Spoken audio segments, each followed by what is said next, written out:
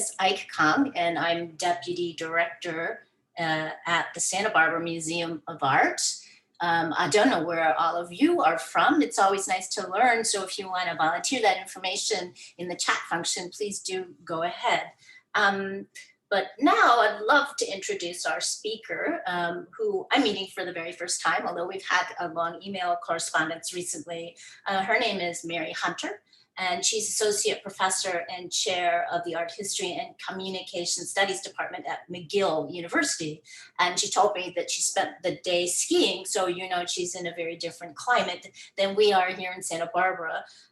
She's published widely on 19th century French art and visual culture, including her book, The Face of Medicine, Visualizing Medical Masculinities in Late 19th Century Paris.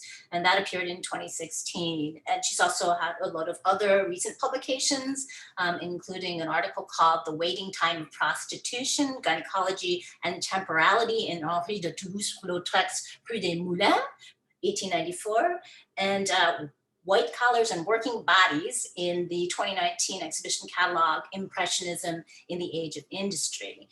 She's currently working on her second book project, which is called Waiting, Slow Time in the Impressionist Era. And that project is funded by a 5-year grant from the Social Sciences and Humanities Research Council of Canada. So I'm just thrilled that she was able to find the time to join us, and really looking forward to her talk. The issue of time and the representation of time, the sensation of time, is recently a very popular topic in 19th century studies, especially with respect to Impressionism. And it's always amazing to me when people come up with new things to say about Impressionist pictures. So with that, we welcome you. Thank you very much, Ike, for your invitation to share my research, and to Alina for your help with organizing everything today. I think Ike's so right about our experiences of time, and I think we've all been thinking through waiting and confinement in different ways, especially over the last year. So my talk today is focusing on a painting by Berthe Morisot. I'm just going to start sharing my screen now.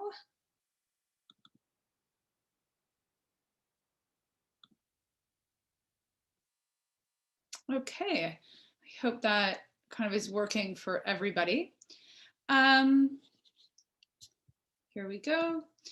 So those of you, of course, in Santa Barbara are probably familiar with Morisot because of the wonderful painting in your collection.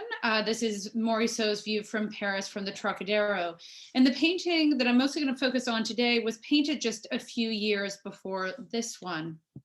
So my talk today, as I said, runs around 40 minutes. And so I'm going to be reading a paper, but I look forward to any questions at the end of the talk. So hands and their relationship to artistic and biological creation are central to Berthe Morisot's 1869 painting, La Lecture, now called Portrait of an Artist's Mother and Sister.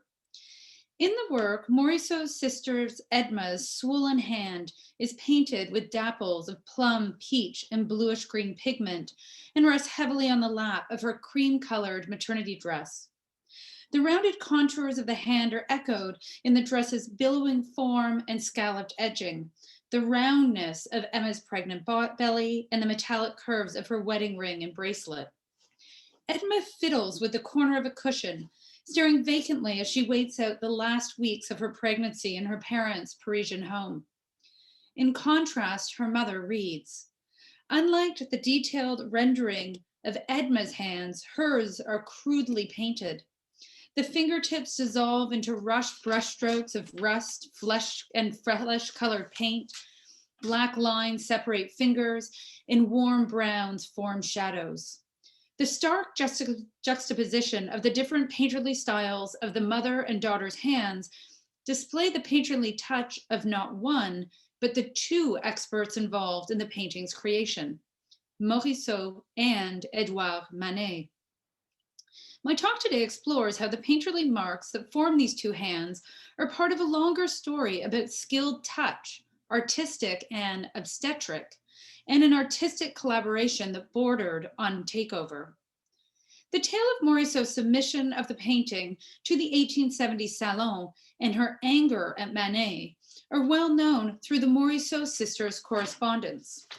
In the hours before the painting was transported to the Salon, Morisot asked Manet, who was her art teacher as well as a family friend, for last-minute advice, as the respected artist, Puvis de Chavannes, had told her that the mother's head was poorly painted.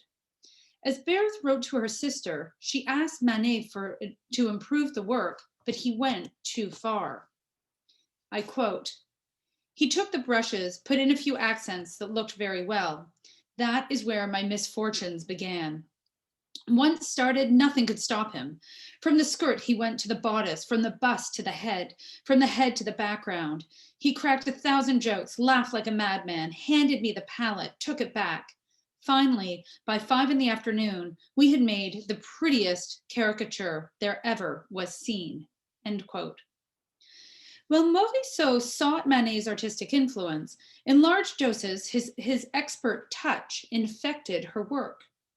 This is evident in Manet's sweeping black strokes, blatantly painted over Morisot's precise depiction of Edma's pale dress and his sketchy execution of Madame Morisot's hands. Berthe was so distraught that she claimed she would, quote, "rather be at the bottom of a river than have the work accepted," end quote. Since the painting was the first large-scale work Morisot submitted to the Salon, she had reason to be upset. If the hand of another artist was detected, the portrait could be rejected, and Morisot's identity as an independent artist compromised. As the art historian Marnie Kessler has argued, Manet's overpainting was a bold exertion of his own artistic identity over hers. Morisot's painting is a product of a bourgeois woman's labor. It took hours to study the sitter, compose the scene, and build up the painting through intricate brushwork. But it also evinces a male expert's control over a woman's work. We can see this in Manet's quick overpainting, confidently executed in haste before the painting's transport to the Salon. Manet's painterly touch was much more recognizable than Morisot's by art critics and viewers at the time. And here are just a few examples of his work.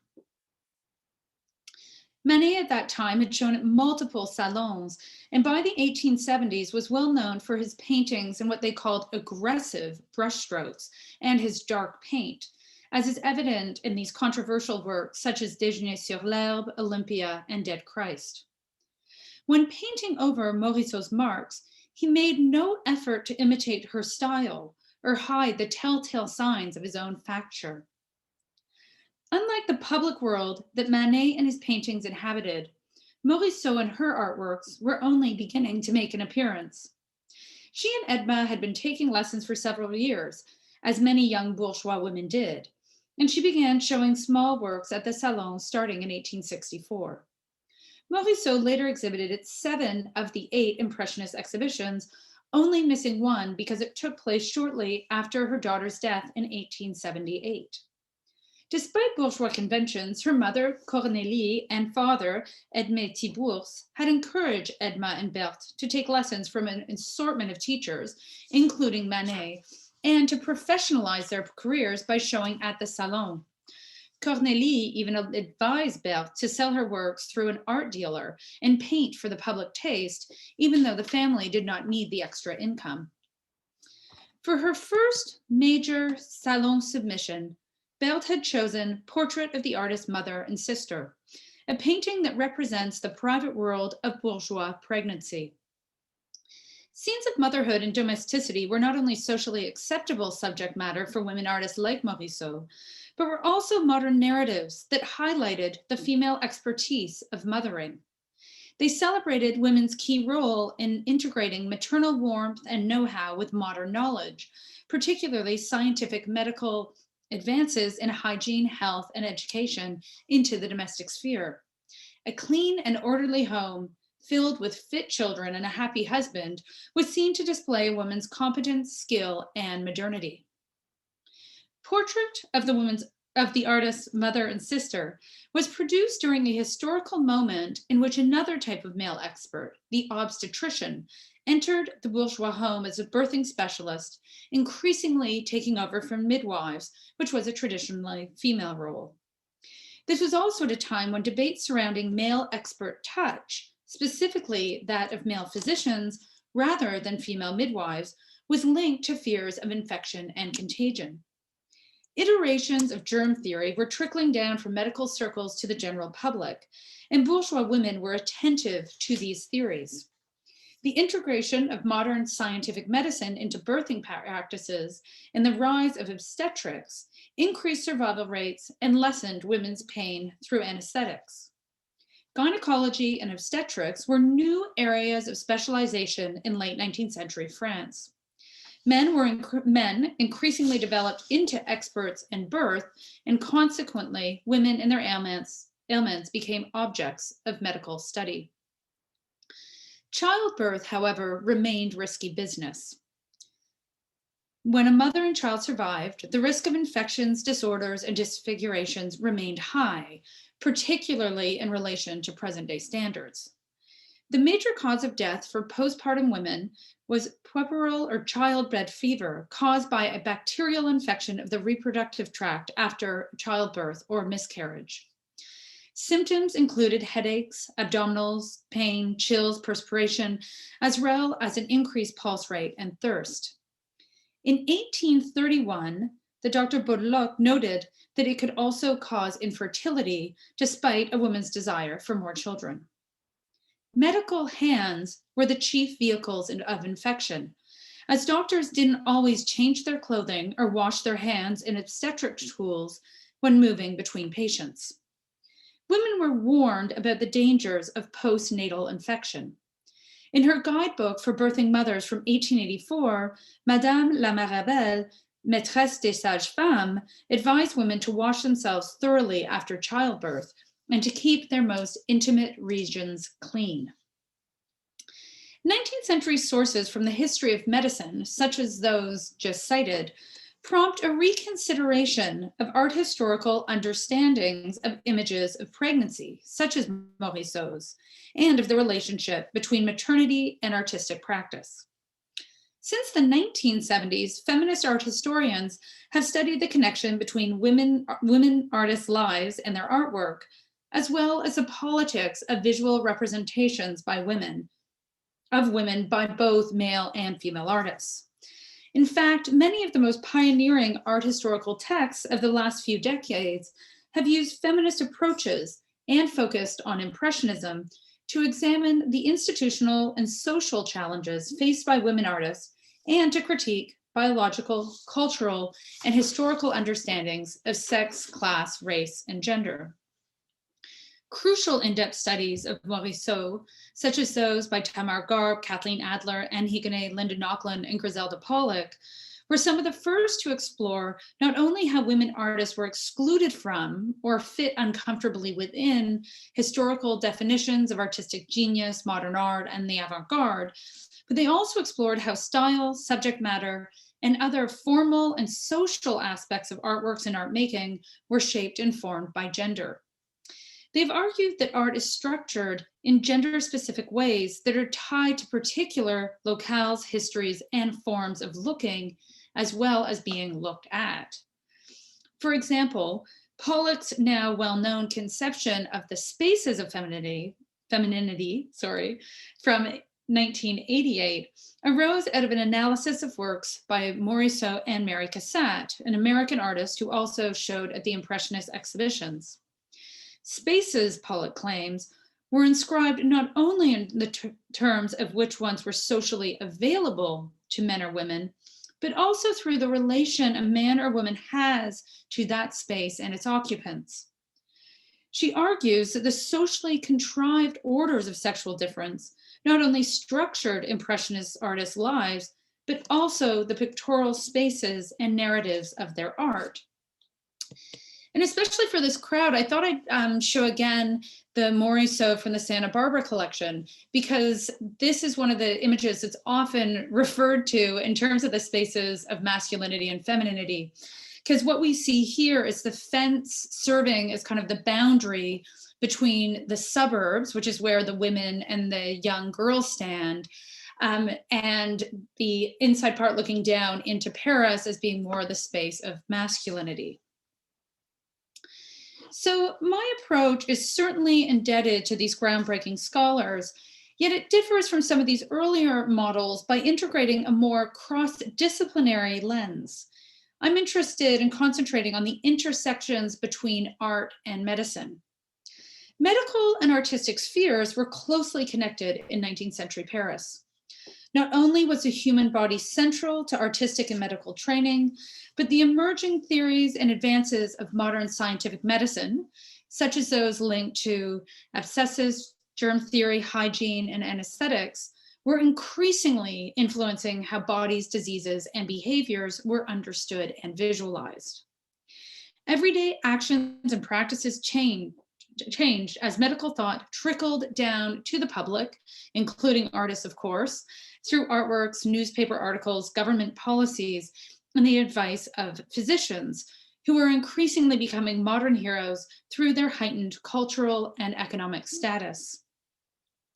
Given the great impact that modern scientific medicine had on 19th century French society, it is evident that the history of medicine can provide art history with new insights, including a more historically specific account of how the gendered body, as well as sickness and health, were understood culturally, socially, and biologically, and in turn portrayed in art.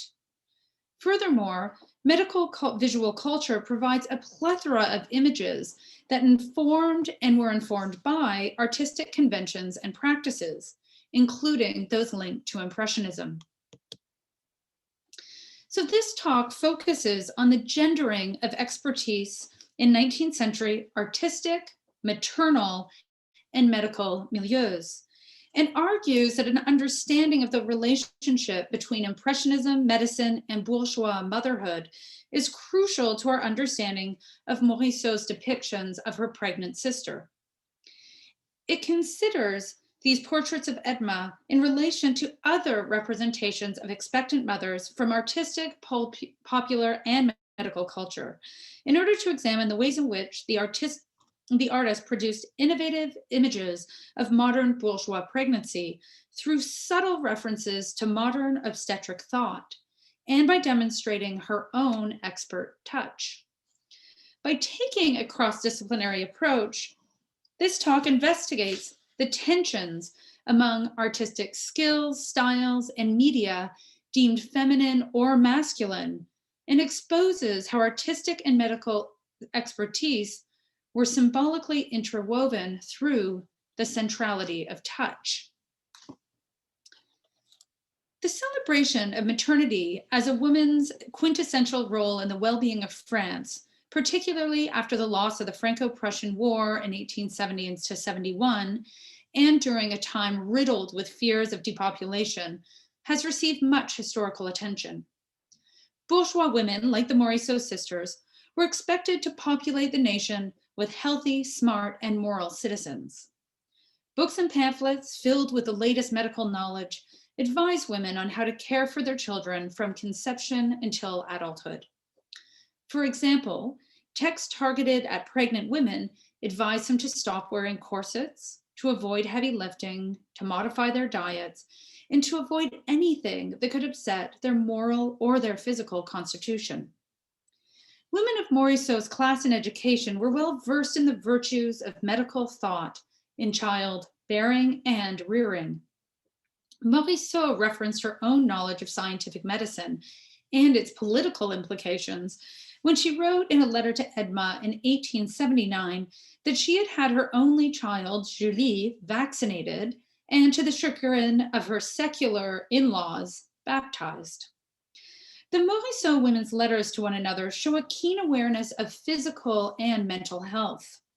Morisot's own ill health, her disinterest in food, her reading of Charles Darwin, and problems with conception, and then what they called circulation after childbirth, were all discussed, as was the importance of motherhood. For example, before the birth of Julie, Berthe wrote, and we can speculate here perhaps that she, after having a miscarriage or failing to conceive, she wrote to her sister, quote, "I am horribly depressed tonight, tired, on edge, out of sorts, having once more the proof that the joys of motherhood are not meant for me," end quote. The significance that Morisot placed on being a mother exceeded her identification as an artist. She did not include an occupation on her marriage certificate, nor was artist listed on her death record. Much art historical literature emphasizes this aspect of her life, particularly since so many of her paintings were maternal scenes. At the first Impressionist exhibition in 1874, she showed some of the paintings that I'm showing here, including the portrait of her mother and Edma, another one showing a mother watching her sleeping baby, another of a mother and child playing cache-cache, and then also, as you can see on the top right hand of your screen, a pastel of Edma pregnant with her second child that had previously been shown at the 1872 Salon. Morisot, along with Mary Cassatt, regularly depicted family members within the bourgeois home. And I've included at the bottom here 2 Mary Cassatt images from the Santa Barbara collection that some of you may be familiar with. But I thought you'd get a sense of these are the type of images that women from this class were producing. Female relatives and children were readily available sitters, and both artists portrayed the intimate everyday bond of mother-child relationships. Images of domesticity, rendered in loose brushstrokes or light pastel to highlight the fleeting moments of modern family life, were considered suitable output for women artists. Unlike their Impressionist male colleagues, it was not socially acceptable for Morisot or Cassatt to depict the risque settings of Parisian bars and brothels. Rather, many of their artistic innovations and experimentations, including bold brushwork, flattened perspectives, and complex compositional arrangements, played themselves out through representations of women's daily lives and relationships. Marriage and maternity, however, were the main causes of occupational death for women artists. And as we know, Cassatt never married. Giving up painting was no easy task, as the letters between Edma, then newly pregnant, and unmarried Berthe attest. And here I'm just going to show a portrait that Edma painted of Morisot in 1865. On the 15th of March, 1869, Edma wrote, quote, "I am often with you, my dear Berthe. In my thoughts, I follow you about in your studio and wish that I could escape, were it only for a quarter of an hour, to breathe that air in which we lived for so many long years," end quote. A few days later, Morisot responded, quote, "This painting, that work that you mourn for, is the cause of many griefs and many troubles. You have a serious attachment and a man's heart utterly devoted to you. Do not revile your fate," end quote. Their correspondence provides a glance into the troubles women face when moving from art to maternity. Edma lamented her life without painting, while Berthe praised and was at times envious of her sister's role as wife and mother. As Anne Higonnet and others have explained, 1868 and 1869 were fraught years as Edma abandoned her 12 years as an artist, albeit one who, like her sister, was often categorized as an amateur because of her status as a society woman, to marry and had children. And she had 2 in quick succession in 1869 and again in 1871. In contrast, Berthe did not marry until 1874 at the relatively late age, in 19th century terms, the old age of 33, when she married Édouard Manet's brother Eugène, and they had the one child. Given this historical context, Portrait of the Artist's Sister and Mother can be read as Morisot documenting Edma's death as an artist and imminent birth as a mother. In the work, Edma's fingers fiddle with a cushion. They do not paint, draw, weave, or sew, all of which were socially acceptable pastimes for bourgeois women. The juxtaposition of inactive hands with the woven pillow, an object associated with delicate manual skill, makes this idleness more pronounced. Furthermore, her swollen and purplish left hand contrasts with her white wrist, a symbol of how the physical symptoms of pregnancy, such as the swelling of hands and joints, could impair the dexterity required for painting. In later works, Morisot portrayed Edma actively caring for her children, playing or reading with them. But here, Edma is shown as a biological vessel, partaking in the labor of waiting out pregnancy while the fetus grows to full term.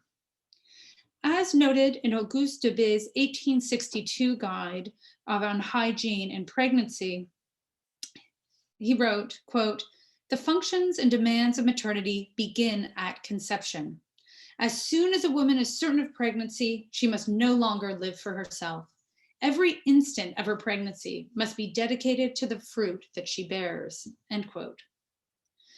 While Morisot did not overtly show Edma's expectant belly, she pointed to signs of pregnancy in numerous ways. Her sister's loose maternity dress, her confinement in her parents' well-appointed apartment in Passy, Edma's inaction, her propped up foot and swollen hands, and the curves of the plush sofa that echo a pregnant woman's rounded body and whose floral pattern symbolizes the fecundity of female bodies in bloom. Furthermore, the wooden table with its distended leg and protruding curving top creates a surrogate pregnant form, its links to fertility and femininity emphasized by the violet flowers in full bloom placed on the tabletop. Edma is shown following medical recommendations that were noted in numerous pregnancy guides for bourgeois women. She is not wearing a corset, she is sedentary, she is living in a clean home, and she is not exerting herself. Edma, in this respect, is portrayed as a type of modern Madonna, contained, pure, and serene. Yet despite this surface calm, Edma's distracted expression and fidgeting fingers, in addition to the jarring contrast created by the mother's black garb against Edma's cream dress, suggests an underlying sense of disconnect and discomfort within this tranquil scene. But Morisot's work drew on the religious iconography of the Madonna. In Edma here we can see like a pregnant virgin is shown in white, surrounded by flowers and with a placid face. The painting here is nonetheless blatantly modern, as evinced by the contemporary setting, dress, gestures, and expressions of the sitter.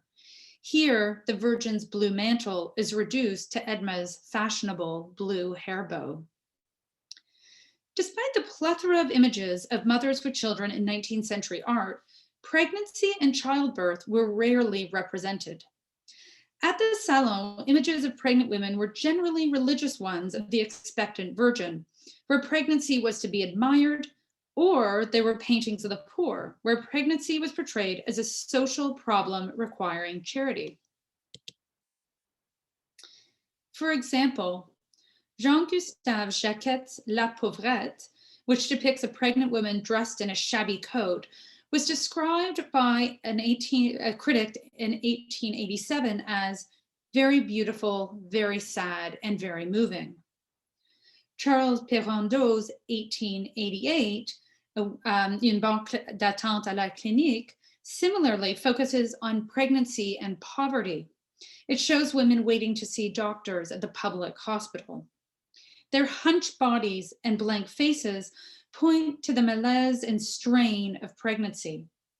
Unlike bourgeois women, who most often birthed children at home under the supervision of a paid midwife or physician, working class women visited a midwife or went to public hospitals for free medical assistance. For this reason, most historical texts focus on the treatment of working class pregnancy. In this respect, Morisot's painting provides a rare historical record of bourgeois pregnancy in Paris. Interestingly, even though Morisot portrayed her sister's upper class status through her clothing, surroundings, and adherence to modern medical thought, Edma is shown with the same strained look as the pregnant poor in Perrondeau's painting. In both cases, pregnancy is represented through sitting, passive bodies, blank faces, and the slow temporality of waiting. In popular culture, as in the art world, bourgeois women were generally shown with babies rather than pregnant. Such representations did, however, exist.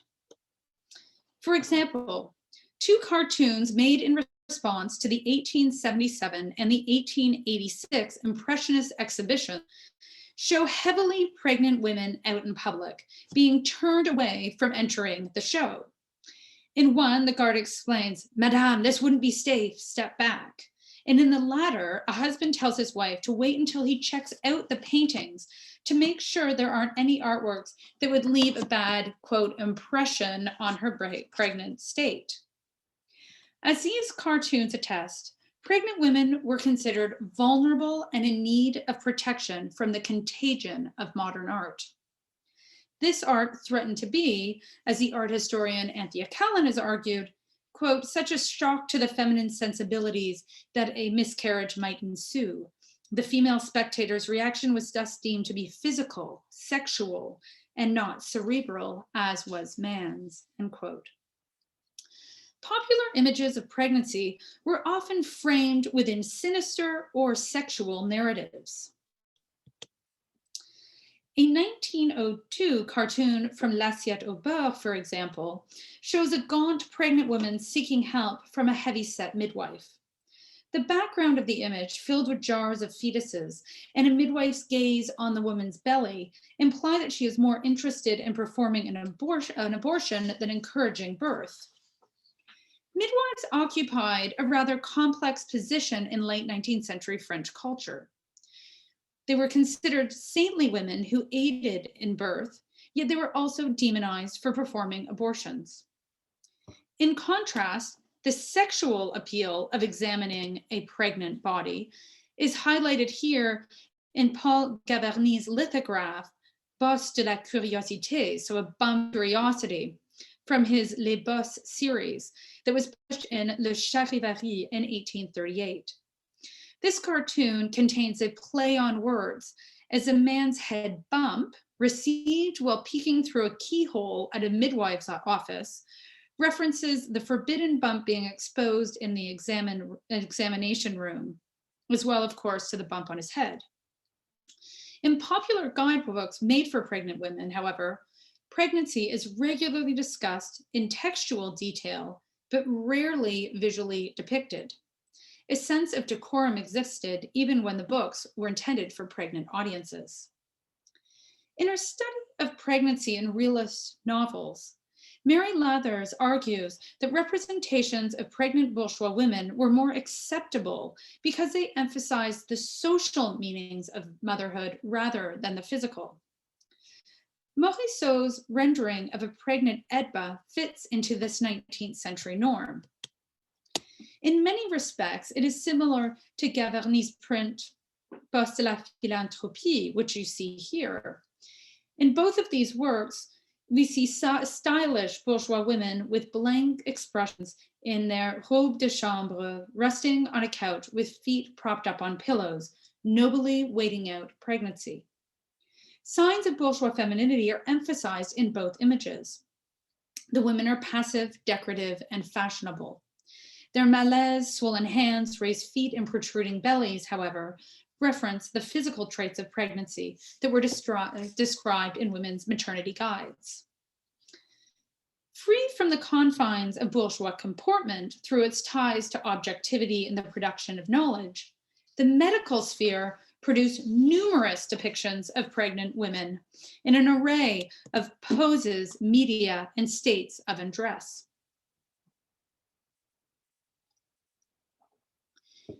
Medical Venuses, for example, were lifelike wax models of women with white skin, flowing hair, and idealized faces, much like academic nudes. And I'm showing one here on the right hand of your screen. Some medical Venuses contained a fetus tucked into the uterus like a fashionable accessory. In medical illustrations, the pregnant body was regularly shown fragmented, with bone, muscle, and fetus exposed. Cut at the thighs and above the swell of a full-term abdomen, these anatomical figures intimated the connection between pregnancy and death. They were usually made during an autopsy or dissection. Illustrations of fragmented women in medical texts, however, could also represent living women in the midst of labor. Obstetric manuals often contained images of physicians' bare hands retrieving babies' heads through the vaginal canal. The hands are shown entering an expectant woman's body, the physician's fingertips reaching for or cradling the head or feet of a fetus. The doctor's role is visualized as one that requires great manual skill and expert touch. Obstetric texts regularly emphasize le toucher, the consummate obstetric act of palpating and touching, and note that men's hands should be washed and then the top of the hand coated in butter or oil to ease the pain of entry into the vagina or cervix, while the fingertips should remain dry to maintain a heightened sense of touch. The illustrations shown here emphasize the expert qualities of medical touch. It had to be simultaneously hard and assertive, as well as soft and delicate, in order to accomplish a range of obstetric feats. In this respect, obstetric touch was characterized by both traditionally male and female characteristics. Firm and forceful, like the medical male elite, yet soft and tender, like the female and fetal bodies they were attending to. Both the act and the visualization of male hands penetrating pregnant women were socially acceptable when published in medical books and atlases, as these images were made by and for a predominantly male medical experts. Touch was a key component of occupational competency and skill for physicians, but also for artists like Morisot. It figured prominently in obstetric and artistic discourses alike. Along with manual dexterity, touch helped define occupational and individual identities, be they artistic or medical, as adept or inept. In both fields, virtuosic touch was a marker of expertise. When Morisot showed a series of images of motherhood at the first Impressionist exhibition, many contemporary critics focused on her fingers, her touch, and her femininity. For example, Jules-Antoine Castagnieri wrote that, quote, Berthe Morisot has wit to the tip of her fingers, especially at her fingertips. What fine artistic feeling, end quote. And he also noted that her style was perfectly in line with her maternal subject matter. Louis Leroy also referred to Morisot's facture when he claimed that, quote, when she has a hand to paint, she makes exactly as many brushstrokes lengthwise as there are fingers and the business is done, end quote. Morisot's scholars have focused on how her work has been described by 19th century critics, not only because of its subject matter, but also because of her painterly touch. Described as soft, delicate, and expressive, Morisot's style was characterized by the same feminine characteristics as bourgeois women. As many histories of women impressionists have argued, the gendering of artistic conventions and styles was a product and a producer of bourgeois ideologies of gender. Impressionism, however, has had a long conflicted gender identity. On the one hand, 19th century critics saw Impressionist artworks, bright colors, visible brushstroke as emotional, fleeting responses to the visible world, and thus linked it to femininity. As Tamar Garb has noted, contemporaries viewed Impressionism as, quote, at once viscerally rich, but cerebrally and imaginatively deficient, which was to make it appear an appropriately feminine style, end quote. On the other hand, Impressionism's avant-garde status linked it to masculinity because of its association with independence, courage, and innovation. And this was particularly in the case of histories of Impressionism more in the 20th century. The gender dynamics of Morisot's work are thus rather complex. Her expressive facture fits easily into such feminized definitions, yet her paintings, many of which are more abstracted than those of her male peers, also fit into masculinist histories that stress Impressionism's drive towards abstraction. Modern bourgeois motherhood also required the purported characteristics of both sexes. The so-called feminine qualities of warmth and emotional connection and the integration of modern medical knowledge, which was generally understood as masculine through its ties to intellect and reason. Modern motherhood, Morisot's identity as a modern woman impressionist, required a careful balancing of these skills that were deemed exclusive by gender, but were in fact intricately connected and overlapping. Morisot's portrait of her mother and sister embodies these tensions between expertise deemed masculine and feminine. This is evident not only through the work's association with Impressionism, but also through the physical marks left by Manet's brushstrokes, evidence of what some might call a collaboration and others a takeover. Furthermore, the work's narrative points to the impending touch of another male expert, the male physician who entered the bourgeois home to oversee a child's birth. The transition from female birthing expert to male physician in the bourgeois domestic sphere gained ground during the 1860s. As de Bisonville argued in her 1868 Guide for Pregnant Women, women uncomfortable with a male doctor seeing them in labor or touching their bodies should hire a female midwife as well as a male physician, so that the male physician could wait in another room in case they were needed. Many obstetricians, increasingly familiar with germ theories, focused on reducing the microorganisms introduced into women's bodies during labor and the birthing process. This was significant at a time that saw a great rise in obstetric tools, such as newly updated forceps and clamps, and when hands were mostly washed but still ungloved. Infectious tools and touch were tied to debates about birthing expertise. Medical professionals considered midwives less hygienic and unscientific, even when some evidence pointed to the contrary. An 1890s law forbidding midwives from using obstetric tools and anesthetics ultimately limited the scope of this female practice and subsequently their desirability. In Portrait of the Artist's Mother and Sister, Edma's pregnant form signals the potential gift of life, but the possibility of death lingers. While a pregnant body signified fecundity and rejuvenation in French culture, birth was nonetheless tied to death due to the dangers of childbirth.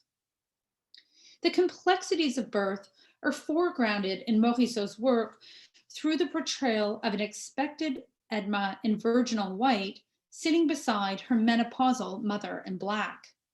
Madame Morisot's dark day dress and veil symbolize loss. Her attire recalls mourning clothing, despite the trend for black dresses at the time. Letters show that Morisot grieved the loss of her sister as a cohabitating sibling and fellow artist when she painted this portrait.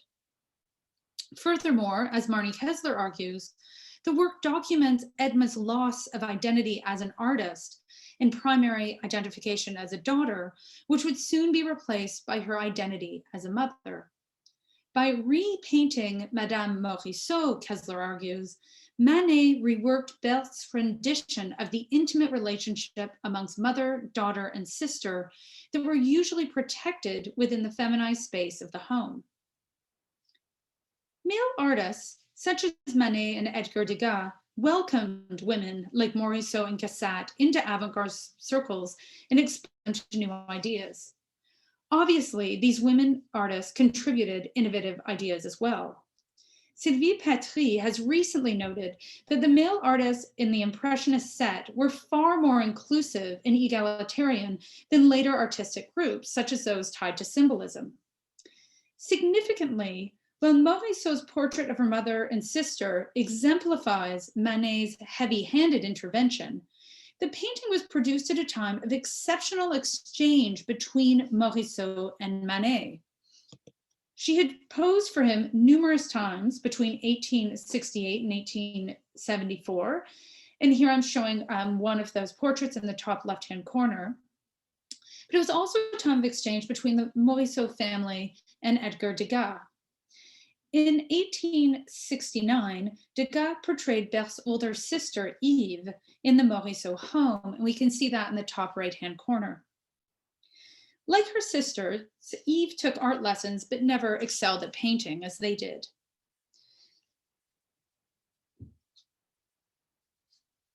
Many of Morisot's 1869 paintings draw on Degas' work compositionally. For example, in her work, The Sisters, shown in the bottom left-hand corner, and this is a work that may or may not represent Berthe and Edma. Here we can also see a fan painted by Degas in the background. Morisot is imitating and paying homage to Degas' painterly touch, while simultaneously appropriating it for her own identification as a modern artist. As evinced by this work, Morisot integrated ostensibly male and female touch in order to produce a modern painting and to construct her own artistic identity.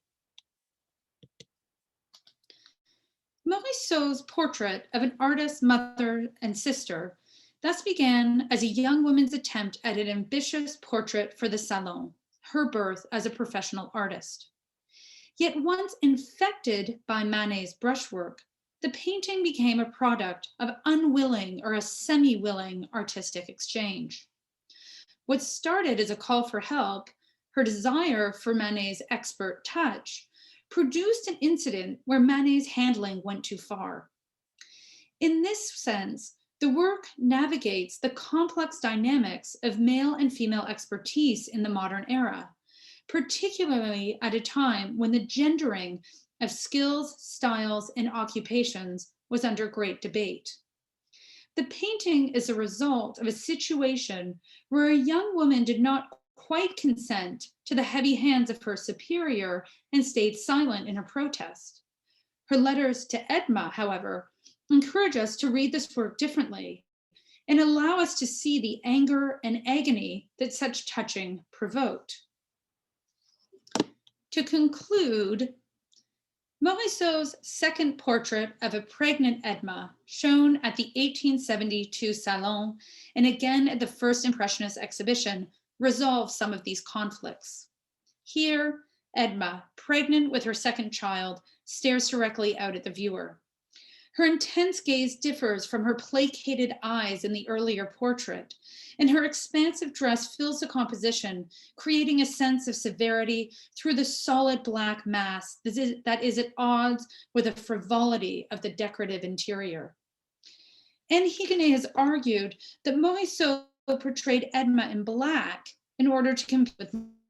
She was demonstrating her ability to depict black fabric with the same skill as Manet did when he overpainted her work in 1869. The seriousness of Edma's black dress is enhanced by the gravity of her expression. Her fixed eyes and tight mouth contradict the cultural stereotypes of a peaceful and joyful maternity and hint at the contemporary moment in which the work was produced. The portrait was made in the aftermath of the Franco-Prussian War, after the loss of many French lives, and shows Edma pregnant with her second child. Unlike the innocent woman portrayed in 1869, here she is an experienced mother who knows the significance and pain of pregnancy and motherhood. A virginal white dress was no longer appropriate. By painting an assertively modern female subject, unapologetically pregnant, and whose bold look, crossed arms, and knitting at her side suggests that her work has been interrupted, Morisot transformed the 19th century stereotype of a passive and naive pregnant woman into one of a serious, educated, and skilled haute bourgeois mother. Tamar Garb suggests that this painting represents sisterly love, as evinced by Berthe's studied rendering of Edma's face. Yet this work is also about expertise, maternal, but also artistic and medical, and the seriousness and skill required. Artistic, medical, and maternal expertise are symbolically interwoven here through the theme of touch. Morisot portrayed her sister in pastel, a medium of touch par excellence, whose tactility is emphasized by Edma's probing fingers and the sketchy marks left by Morisot's pastel on paper. Morisot symbolically reclaimed her identity as an independent artist by displaying her expert touch. Furthermore, Edma's pale hands, resting on her expanded belly, are central to the work's composition and hold the viewer's gaze by the startling contrast of white fingers and black dress. This emphasizes the tactility not only of Berthe's artistic practice, but also of birthing and biological creation, as only women can carry and give birth to children. Edma's left hand slips underneath the gauze sleeve of her dress and her fingers rest on her forearm. Annie has argued that the curve of these hands help produce a radical image of pregnancy. The position and shape of Edma's hands indicate that her extended belly is in the last stages of pregnancy, a phase that was kept hidden in private and considered taboo in bourgeois culture. Garb has also noted that Morisot addressed the taboo subject of bourgeois women's unclothed body. She suggests that the plushness of the floral couch points to the intimate cavities and fleshiness of female genitalia.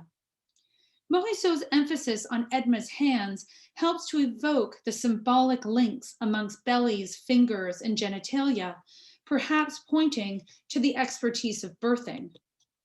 One can draw visual parallels between Edma's probing fingers, a distinct pairing of slightly bent index and middle finger inserted into her sleeve, and an obstetrician's gesture during a pelvic exam. In this sense, Edma's fingers suggest a merging of maternal and obstetric practices. Birthing and raising healthy children required both maternal and medical know-how.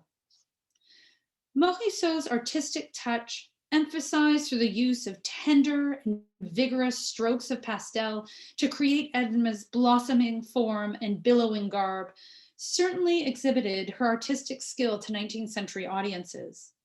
It also displayed her proximity to and knowledge of the female body and associated medical thought. Indeed, her close study of her sister's body, demonstrated through her detailed rendering, evinced a gaze akin to that of a birthing specialist.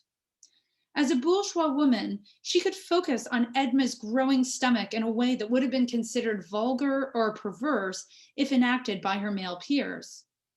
Furthermore, Morisot's tactile depiction of Edma's bulging abdomen suggests a bodily caress. Through a mixture of solid and semi-transparent marks created by rubbing, probing, and dragging a black pastel over paper, Berthe stroked her sister's pregnant form into being. Morisot's touch, like an obstetrician's touche, required specialized manual manipulations. Gentle strokes to form the light shadows of Edma's hands and the transparent fabric of sleeves, but also heavy pressure to create the lifelike fleshiness of fingers and dense blackness of cloth covering Edma's expanded middle.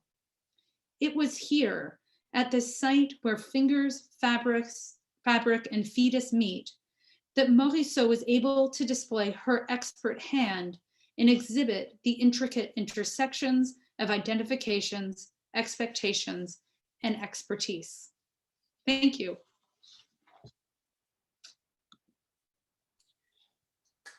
Hi, Mary. That was great. Thank you. Thank you so much. I have a lot of questions for you myself, but let me read a few that we got from our audience. So the first one is from Cheryl Sedlick, who wanted to know, if this material has already been published. Is it a book chapter from your book that you published in 2016? No, but it is coming out. Andre Dombrowski has a book coming out, Companion to Impressionism. I think it's going to be out this year. And this is a chapter, it's going to be a chapter in that book of a collection of all new texts on rethinking Impressionism. Great. We can really look forward to that. In fact, I meant to participate in the colloquium that he had at the National Gallery of Art, and I actually signed up for it, and yet somehow I missed it. But I'll have to apologize to him. I'm sure it was fascinating. Here's another question for you from Carolyn West. Were there any critical ramifications related to Manet's alterations to the painting? Not that I know of. I think the only real historical record are these letters between the sisters. I think also because, as I kind of mentioned a bit, Morisot would not have wanted people to know that he had a hand in it at all. And if you ever have a chance, I think once you know that Manet overpainted it, this work is in the National Gallery in Washington. And if you have a chance to see it, it's so obvious. And you can just even see, like, this, the one section of the mother's dress that goes over the sisters, it's as if it's just one really heavy brush of black paint that's just there. So it's quite something to see. And from Carolyn West, might the young girl in Manet's railway painting from 1873 be a member of the Morisot family? I haven't heard that. Me neither. No, not all little girls are little girls from the Morisot family. Sometimes they're other little girls. But I don't think I've ever heard that before either. Oh my goodness, I think I just lost the feed again. Oh, here, I can check.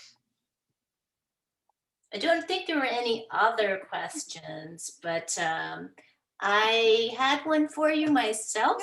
I was just curious because I know that the National Gallery has such a fabulous conservation department, and I wondered whether analysis had been done of this painting and whether or not they've been able to understand what the original portrait of the mother looked like. You know what? That is such a good question. It's funny because I think they have, I'm trying to remember going through the file at the National Gallery. I think they have X-rayed it. But I think it's funny, my memory of it is just the kind of the photocopies. So not really seeing a great, what the original would have looked like. Yeah, I wonder. I can't really read into it, but you know, it's funny. I'm glad that you asked that, because now I'm thinking of going back and trying to see if I could see the original X-rays of it. But no, that's it. I'm wondering because also they have new types of spectral imaging that are actually much more sensitive depending on the different colors involved, and they may be able to get a much more satisfying result now as opposed to traditional X-ray and infrared. But it'd be very curious to know that what it really looked like. Just it just because, as you say, it is just incredibly awkward. It's so disjointed as a portrait because I still to this day I can't believe he did that. I mean, like, if you're just a normal human being, the idea that someone could come in and just do that to your work of art, it's just incredible. I know, and I always think that, and also that the painting would have been wet when it left the house. You know, that he just kind of came in and did it. And you can imagine just, you know, I don't, everyone here, you know, taken an art class. Sometimes I always thought it was nice when, you know, the teacher would put one line in and all of a sudden it would make an image pop. I mean, this is a complete repainting. I'm surprised she went ahead and ever had it displayed or didn't destroy it. I mean, honestly, and I can't believe she controlled herself to the point where she didn't just tell him at some point, you know, you bastard. It's like, what are you doing to my painting? I mean, that's a level of self-control, I'll tell you. But also, I'm just really struck by this way in which you're talking about touch and the implications of touch, has a really long valence in the terms of the history of art, uh, its association with the feminine, with the masculine. Also, Impressionism, as you say, Impressionist technique, the loose quality of it, the very vivid hues that are makeup like, so that there is this very strong association, especially through the medium of pastel, with a feminine world. So, it's so interesting, as you say, the way in which Manet's touch is still read as distinctly masculine, even though when you really think about their manner of painting, especially during these years, her virtuosic touch is very similar to his.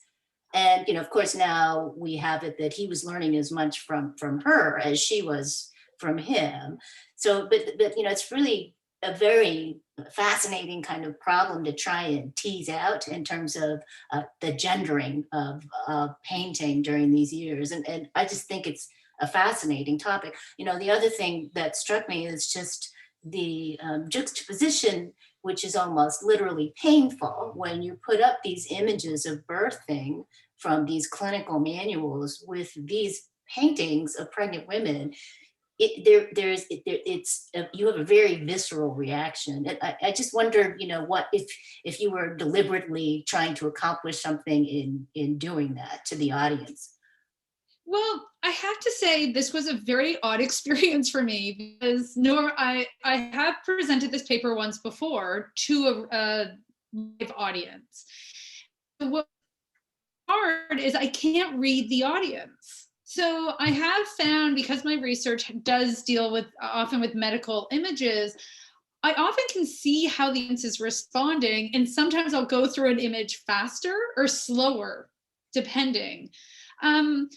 I do sometimes the is good to see, also because some of the images were circulating at the time, others aren't. The way you look at these medical books is quite different. So also doing this research, I was going through, what's also interesting is, I'm reading all this 19th century kind of Salon criticism, and whereas, as you mentioned, like touch comes up again and again and again. And the exact same kind of descriptions of touch are happening in these obstetric texts. And they're coming up in the birthing guides. And they're not birthing guides, they'd be more like a kind of how to, and what to expect when you're expecting, but in the 19th century type book.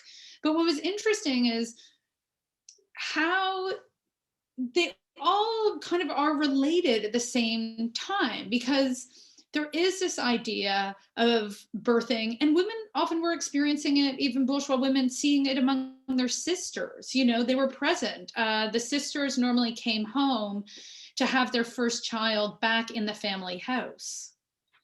So I think, sorry, this is a roundabout way, but I think that the shock of those images, part of the reason I do it is to show this was all circulating at the same time. This idea of birth being still in some respects in the home rather than now where it's much more, let's say, sanitized out of the hospitals, was present. And as you say, the association with the possibility of death, and sort of the threat of pregnancy that's always there in the back of these people's minds. So that menacing quality, that's an interesting thing to point to. And I also think it's kind of surprising, almost, if you think about it, that pregnant bodies were painted at all. Because just for reasons of decorum, as you say, and maybe the caricatures are sort of pointing out the inappropriateness of it. So her sort of dogged determination to keep on painting these pregnant bodies is also quite remarkable. And yeah, it's a very rare record of the condition of upper middle class women, and how it was felt or perceived. But yeah, I was just very much struck by the immediate sensation. It is visceral. It's almost hard to look at these images and hard to look away. it has a very weird effect in how you look at her paintings afterwards. I just thought it was a very successful talk, and I'm so glad that you were able to find the time to do it for us. And I really hope that the next time you lecture, it's in person, so we can actually sit down and speak some more. It's been really delightful to have you. Thank you so much for your time. Thank you. It's my pleasure. So that's it for now, and I hope to see you all again for the next talk. So have a good evening and enjoy. Bye.